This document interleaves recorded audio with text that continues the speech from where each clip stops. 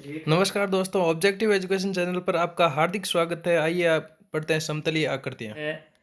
आगे हमने ज्यामिति में रेखाओं में कोण से संबंधित जानकारी प्राप्त की थी।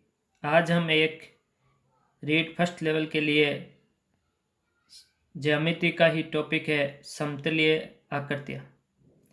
मित्रों, छोटा सा टॉपिक है समतलीय आकृतियाँ।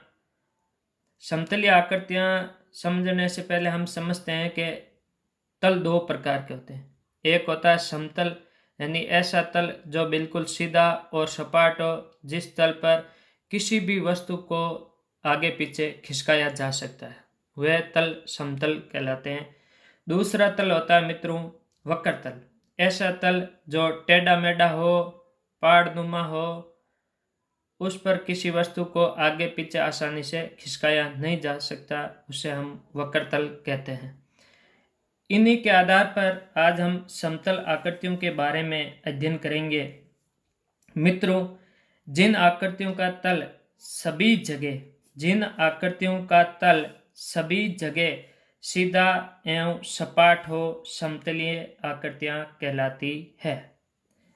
समतलीय आकृतियां सामान्यतः मित्रों द्विविमीय होती है।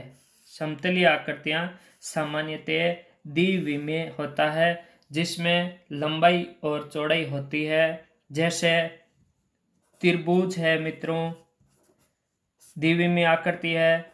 वर्ग, आयत, वृत्त, चतुर्भुज, ये हमारे काम की चीज है कि समतलीय आकृतियां सामान्यतः द्विविमीय होती है, यानी 2 डायमेंशनल होती है। जिसमें पहला उदाहरण है त्रिभुज, वर्ग, आयत, वृत्त और चतुर्भुज। फिर पढ़ते हम त्रिविमीय आकृतियां। जिन वस्तुओं में लंबाई तथा चौड़ाई के साथ साथ ऊंचाई या गहराई हो, उसे हम त्रिविमीय आकृतियां कहते हैं, यानी 3 डायमेंशनल आकृतियां। इन आकृतियों में लंबाई होती है, चौड़ाई होती है और ऊंचाई होती है। ऐसी आकृतियों को हम त्रिविमीय आकृतियां कहते हैं। इसके उदाहरण है मित्रों घन, घनाभ, बेलन, गोला, शंकु और छिनक। ये आपको याद रखना है कि कौन सी आकृतियां द्विविमीय होती है, कौन सी आकृतियां त्रिविमीय होती है। घन, घनाभ, बेलन, गोला, शंकु और छिनक। सामान्यतः हम इनको ऐसे याद रखते हैं, जिनका आयतन ज्ञात कर सकते हैं, जिनके आयतन का सूत्र होता है, वो आकृतियां त्रिविमीय होती है। जिसका केवल क्षेत्रफल और परिमाप होता है सूत्रों के अनुसार, वो आकृतियां द्विविमीय होती है। त्रिभुज, वर्ग, आयत, वृत्त, चतुर्भुज। फिर अपन इन आकृतियों में बात करें, एक शब्द आता है विकर्ण। आकृतियों के बारे में हम विस्तार से पढ़ेंगे, लेकिन विकर्ण क्या होता है? सम्मुख शीर्षों को मिलाने वाली रेखा को विकर्ण कहते हैं। सम्मुख शीर्षों को मिलाने वाली रेखा को विकर्ण कहते हैं। कई बार पूछते हैं कि त्रिभुज में विकर्णों की संख्या क्या होती है मित्रों? त्रिभुज में विकर्णों की संख्या 0 होती है, क्योंकि इसमें सम्मुख शीर्षों को मिलाने पर हमें कोई अन्य रेखा प्राप्त नहीं होती है, इसलिए त्रिभुज में विकर्णों की संख्या 0 होती है। जैसे हम चतुर्भुज लेते हैं, ये एक चतुर्भुज है, ए बी सी डी, ये चतुर्भुज है। इसमें हम सम्मुख शीर्ष, ए का सम्मुख शीर्ष क्या है? सी। इन दोनों को मिलाया तो एक विकर्ण प्राप्त हो गया। सम्मुख शीर्ष बी का सम्मुख शीर्ष है डी, इनको मिला दिया तो यह दूसरा प्राप्त हो गया। तो इस प्रकार चतुर्भुज में विकर्णों की संख्या 2 होती है। कई बार पूछते हैं परीक्षा में। फिर हम एक सूत्र है विकर्णों की संख्या ज्ञात करने का, n(n-3/2). इस सूत्र की सहायता से हम किसी भी आकृति, किसी भी बहुभुज में विकर्णों की संख्या ज्ञात कर सकते हैं। जैसे उदाहरण लेते हैं कि एक पंचभुज में विकर्णों की संख्या क्या होती है। तो n का मान पंचभुज में मित्रों क्या आ जाता है 5। अब हम सूत्र की सहायता रखते हैं, यहाँ रखे n की जगह 5, ये 5 माइनस 3/2, 5 में से 3 गए मित्रों, पीछे कितने बच गए 2/2। तो मित्रों पंचभुज में विकर्णों की संख्या होती है 5। तो इस प्रकार इस सूत्र की सहायता से हम किसी भी बहुभुज में विकर्णों की संख्या ज्ञात कर सकते हैं, n-3/2। अब आगे हम इसी से जुड़ा अध्ययन करते हैं बहुभुज। बहुभुज 3 या 3 से अधिक रेखाओं से घिरी, 3 या 3 से अधिक रेखाओं से घिरी बंद आकृति को बहुभुज कहते हैं हम। जैसे त्रिभुज है, सबसे छोटी बहुभुज आकृति, 3 भुजाओं से घिरी, ये भी बहुभुज है। 4 भुजाओं से घिरी आकृति चतुर्भुज, ये भी बहुभुज है। चाहे 5 भुजाओं से घिरी, सभी आकृतियां जो 3 या 3 से अधिक रेखाओं से घिरी हो वह आकृतियां बहुभुज कहलाती है। बहुभुज 2 प्रकार के होते हैं। एक होता है उत्तल बहुभुज, जब आकृति में विकर्ण खींचे जाएं, तो उसके सभी विकर्ण आकृति के अंदर स्थित हो तो वह उत्तल बहुभुज कहलाता है।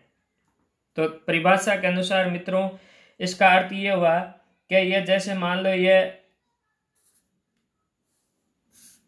पंचभुज है, इसमें अगर हम विकर्ण खींचे, ये देखो सभी विकर्ण इस आकृति के अंदर स्थित हो रहे हैं। जो भी अपन विकर्ण खींच रहे हैं सभी विकर्ण आकृति के क्या है अंदर स्थित है।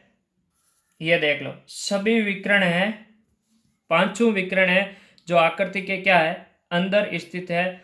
तो ऐसी आकृतियों को हम उत्तल बहुभुज कहते हैं, जिसके सभी विकर्ण खींचे जाए जो आकृति के अंदर स्थित हो वे उत्तल बहुभुज कहलाते हैं। दूसरा मित्रों अवतल बहुभुज, जब आकृति में विकर्ण खींचे जाए तो उसके सभी विकर्ण अंदर न होकर, शर्त क्या है सभी विकर्ण अंदर न होकर कुछ क्या हो बाहर हो। जैसे इस प्रकार की आकृति है मित्रों, इस प्रकार से आकृति का अपन ने निर्माण किया। इसमें मित्रों अगर हम विकर्ण खींचेंगे तो ये देखो एक विकर्ण इस आकृति में अंदर स्थित है, जबकि दूसरा विकर्ण ये देखो यहाँ से खींचा जा सकता है। ये जो अपन ने आकृति बनाई है उसमें ये विकर्ण बाहर स्थित है। तो अर्थात इसे हम क्या कहते हैं अवतल बहुभुज कहते हैं, जिसमें कुछ विकर्ण अंदर होंगे कुछ विकर्ण बाहर होंगे। ऐसी आकृतियों को हम मित्रों अवतल बहुभुज कहते हैं।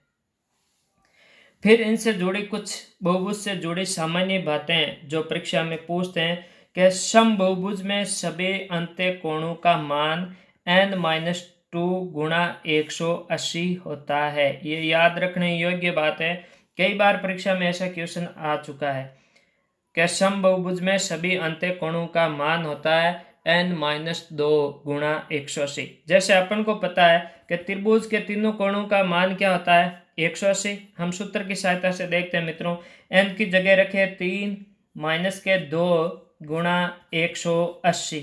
तो 3 में से 2 गए, पीछे क्या बच गए 180, अर्थात त्रिभुज के तीनों कोणों का योग क्या हो गया 180।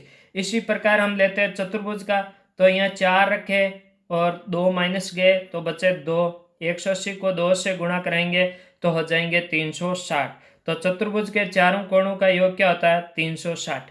जैसे अन्य उदाहरण लेते हैं, मान लो पंचभुज है या षष्ठभुज है, n का मान अपन ने रख दिया 6, तो यहाँ n बराबर रख दो 6 माइनस 2 गुणा 180। 6 में से 2 गए, पीछे कितने बच गए 4। 180 को 4 से गुणा करोगे तो 18 चौक 72, यानी षष्ठभुज के सभी अंत्य कोणों का योग मित्रों 720 डिग्री होता है। तो इस सूत्र की सहायता से हम किसी भी बहुभुज के अंत्य कोणों का मान निकाल सकते हैं। अगला नोट करने योग्य बात है कि समबहुभुज के सभी बहिष कोणों का योग 360 होता है। अर्थात कैसी भी आकृति हो, चाहे चतुर्भुज हो, चाहे पंचभुज हो, चाहे षष्ठभुज हो, चाहे त्रिभुज हो, इनके जो बाहर की तरफ कोण बनते हैं, जैसे ये त्रिभुज है मित्रों, एक कोण ये हो गया बाहर की तरफ, एक ये अपन ने ले लिया इसको 1 नंबर, इसको 2 नंबर और इसको 3 नंबर। तो इन कोण 1 प्लस कोण 2 प्लस कोण 3, इन सभी कोणों का योग हमेशा ही 360 डिग्री होता है मित्रों। याद रखने योग्य बात है कि समबहुभुज के सभी बहिष्कोणों का योग 360 डिग्री होता है, यानी बाहर की तरफ जो भी कोण बनते हैं चाहे चतुर्भुज हो, उन सभी कोणों का योग 360 डिग्री होता है। तीसरा नोट करने योग्य बिंदु है मित्रों कि समबहुभुज में भुजाओं की आपको संख्या ज्ञात करनी है। क्वेश्चन कई बार परीक्षा में पूछते हैं कि समबहुभुज में भुजाओं की संख्या ज्ञात करनी है, तो सूत्र है मित्रों 360 बटा प्रत्येक बहिष्कोण। जैसे मान लो किसी का प्रत्येक कोण 60 डिग्री है, तो उसमें भुजाओं की संख्या क्या होगी, प्रत्येक बहिष्कोण का मान क्या है, अपन को दे रखा है 60, तो उस समभुज में भुजाओं की संख्या क्या होगी। तो मित्रों देखते हैं 360 बट्टा में क्या लिख दोगे 60, 36 में 6 का भाग कितनी बार गया, तो उस बहुभुज में भुजाओं की संख्या हो जाएगी मित्रों 6। दोस्तों इसी प्रकार के और वीडियो देखने के लिए हमारे चैनल को सब्सक्राइब कीजिए। धन्यवाद।